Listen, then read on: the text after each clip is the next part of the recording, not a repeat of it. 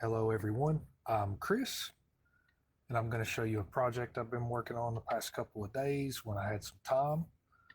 In this script, I generated some customer data and I did some, cheeky stuff, I guess, to make sure there were outliers and not just a normal distribution or a uniform distribution.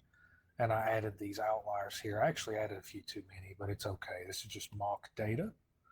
And once I viewed my data and sorted my data so these dates were correct and in order, I exported to data CSV so that this data could be pulled into my next script. And in this notebook, you can actually see that I've started my analysis. I imported the libraries that were necessary. I created a function to allow me to take some notes. I'll show you that in a second. Here's a look at that data set from before. You'll even see negative numbers. Those are like returns. Those things happen as well. I made sure that I cleaned up all of my data, made sure that all the data types were correct, viewed some statistics, and you'll see that I used my note-taking function quite a bit in here. See, what all did we discover here? We did a customer stats data frame. This gave me something at the individual customer level, because having 15,000 or so entries for transactions can become overwhelming. I wanted to see, what does this fake customer have going on? So it was 16 total purchases. The average purchase size was $899.91. The median is there, so it's skewed, and the standard deviation is over $1,100. So that shows that some of the customers will occasionally buy something crazy. Started to clean up some stuff to remove outliers. I used median absolute deviation to do that. And you can see in this visual that that distribution is now much, much more standard and normal. You can't see the red line, but the red line is there. The average and purchase are not quite so far apart now. This data makes a lot more sense than it did. You'll also see that I aggregated once again to see all of this stuff.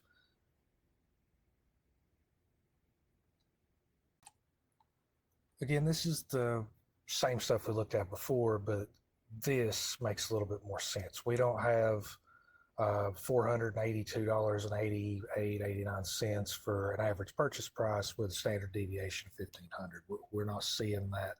These standard deviations make sense. We've gotten rid of some of the skewness, if you will, of the data. Here I actually, because what I'm doing is getting ready to segment customer data, I wanted the average number of days between visits or between last purchase. So days since last purchase, I grouped it up and did some calculations. And some of these are missing because it's the first day of the year or whatever. So those values will be missing.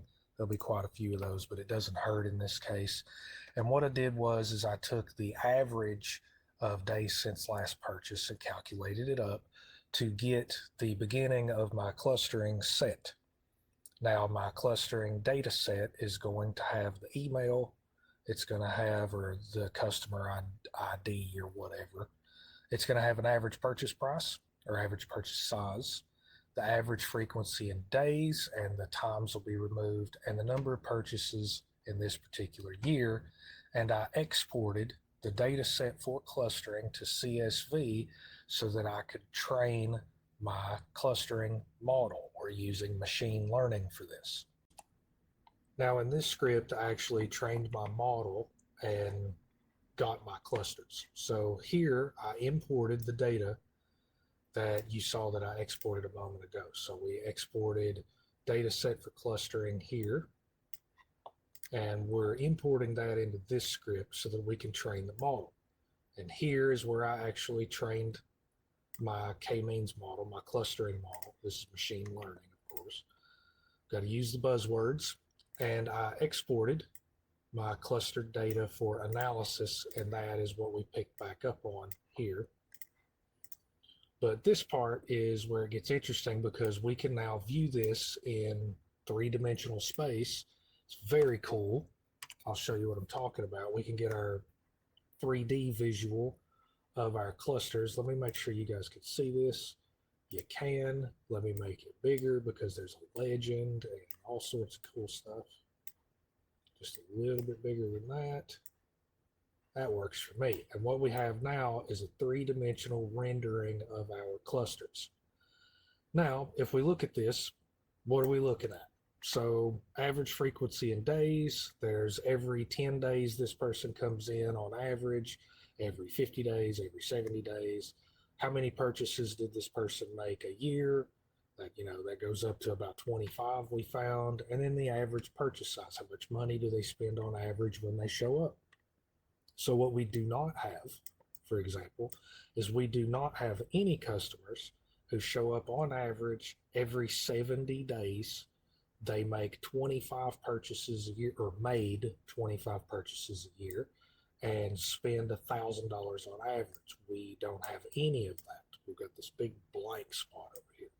What we do have is more typical performance, if you want to call it that, more typical customer behavior, I suppose. So let me flip this around. It's a little weird doing it with a mouse. We have things that, we go average frequency in days. So on average, we see every 30 to 40 days, there's a big chunk of them right in there. And then 15, let's say 12 and a half to 15 purchases per year. So people who come in once a month and spend some money. That makes a lot of sense. Most people probably do that. Now we have our spending. That's the vertical axis here. So we've got this group of people that they don't make a whole lot of purchases, the yellow cluster. Those people tend to be at 10 and under here, those yellow dots.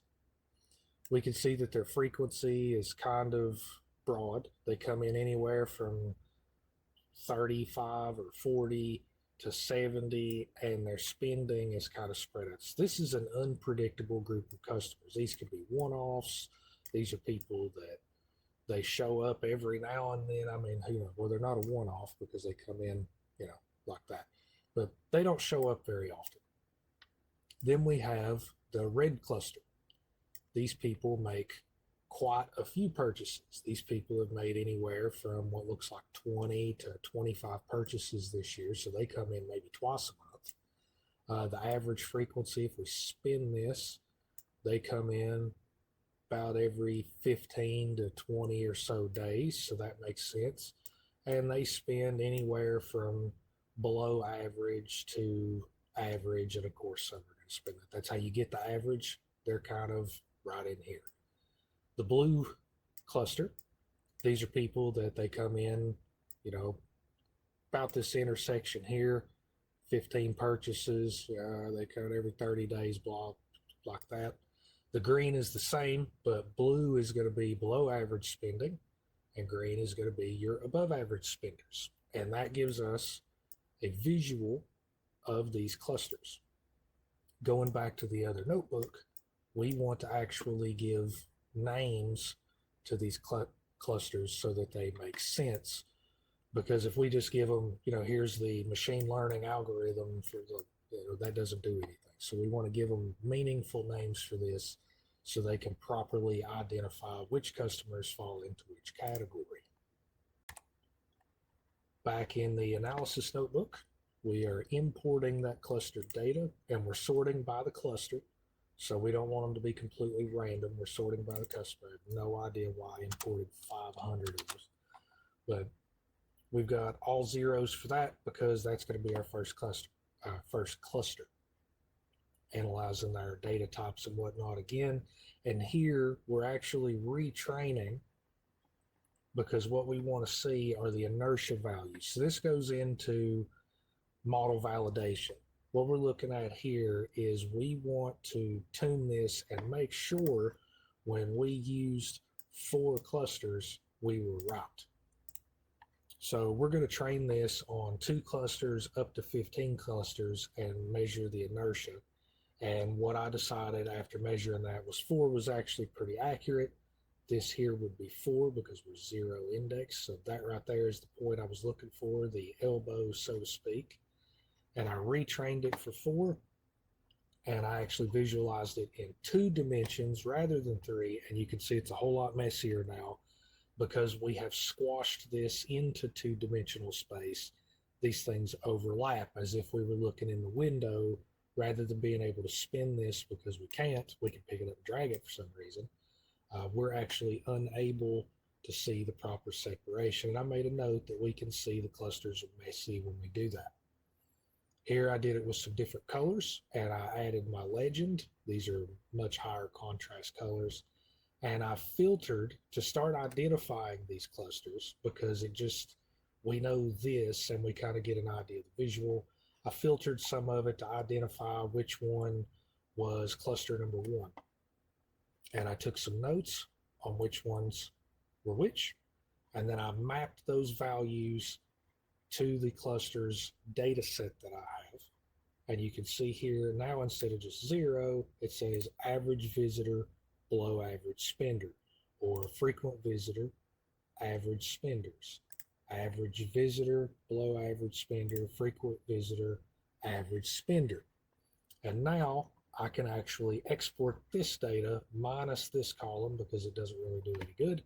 I can export this data as another CSV, so this could be opened in Excel or some other thing, and whoever or whomever can view it and make decisions with this data if they wish.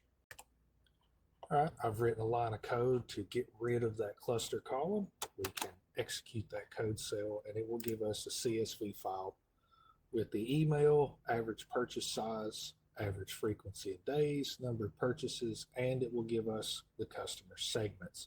This can now be opened up in Excel or Google Sheets or LibreOffice or whatever you like to use. And I promised I would show you the notes thing. I deleted the notes TXT file. I'm going to run this entire notebook. And you will see, once that executes, I'll let it finish. Here are some notes from what I did. They're not extensive or anything, but here are the notes for my outlier filtering, how much of the data was lost. So 32.88%, hopefully my math's right on that, I don't know, was lost to filtering. That's okay. That's just part of this cost of doing business, I suppose. Median absolute deviation value, the threshold that I used. We could see these descriptive statistics before I started doing all this other work, and we got our cluster names that we wanted to use. So that is my walkthrough, my demonstration of my little clustering project that I've done. Some fun data science.